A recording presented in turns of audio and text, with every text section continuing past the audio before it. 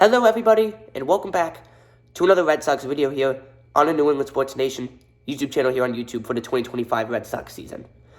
And, wow.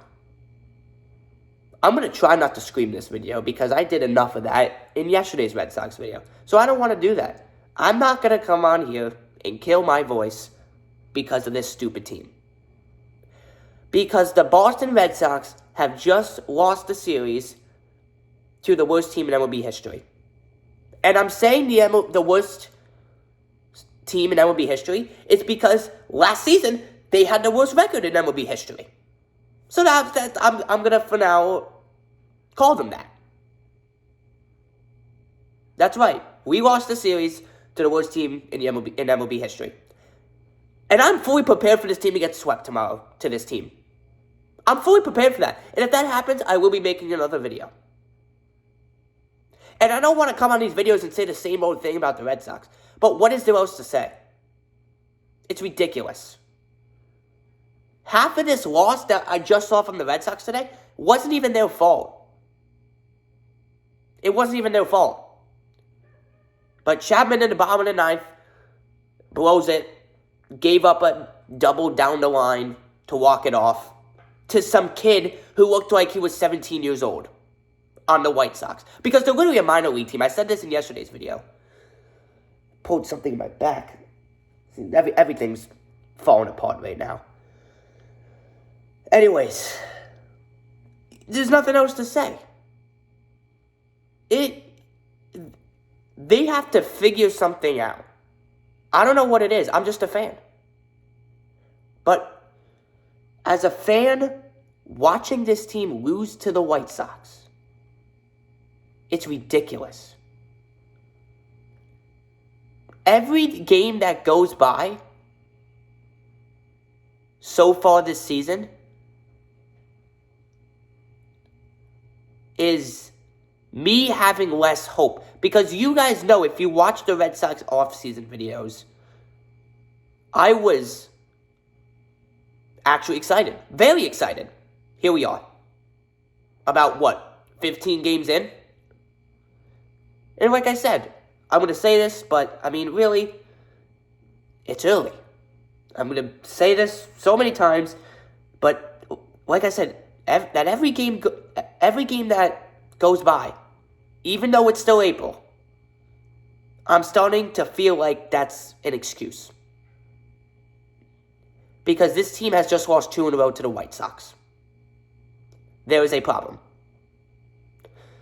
Not only did we lose 2 in a row to the White Sox, the first loss we had, we lost 11-1. 11-1 to the worst team in MLB history. That in itself is a big problem. Especially to a team that was supposed to be a playoff team this year. People were predicting this team to be in the playoffs. And we've lost 2 in a row to the White Sox. And you can't even say it's just this series. Because it's not. Just go back to last series with the Red Sox against the Blue Jays. Horrendous. We should have got swept that series. The Blue Jays, like I said, I'm going to try not to repeat stuff in yesterday's Red Sox video. But that last game, hand-delivered that game to the Red Sox for the win in extra innings. The Red Sox should have got swept in that Blue Jays series. And the Red Sox are looking like they're about to get swept to the worst team in MLB history. There's a problem. A big problem. Especially to a team that you predicted, and I'm not saying you guys that are watching, I've been seeing this on social media, about this team being a playoff team. In the past 3 seasons, 2022, 2023, 2024, those 3 seasons where we did not make the playoffs, the same issues are happening this year. The errors and the strikeouts. Awful. I think 90% of the Red Sox games so far, the Red Sox have struck out 10 times or more. And I think the most was 14. And that only happened a couple games ago. Bregman keeps popping it up every time. He's only got 2 homers. If this was Bregman a couple years ago on the Astros, he'd probably already have 5 or more. That's just my opinion. I don't know what you guys think. I don't know what's going on. They better find it tomorrow. They better figure this out tomorrow. Because you're looking like you're going to get swept to the worst team in MLB history. And I am, like I said, I am fully prepared for that to happen. Because this offense has no sign on winning. And I want to talk about the reasons why I feel like this was not the Red Sox fault. There was two reasons. One, Fitz, phenomenal pitching performance from Fitz today. Hey, Grappy. Oh, hey. You leaving? Nope. Okay. You see that Red Sox lost again? Yep. They're about to get swept to the worst team in MLB history. Okay. So, there's that. But Fitz had one of the best games that I've seen him so far in the Red Sox. 7 strikeouts, something like that. Pitched 5-6 innings. Yeah. And pitching a shutout.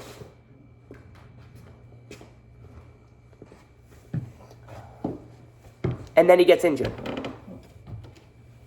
And he has to get taken out of the game. That's what happens. Yeah, and of course that's the Red Sox luck right there, and that's when everything went downhill. Yeah. And I mean everything, because we lost this game.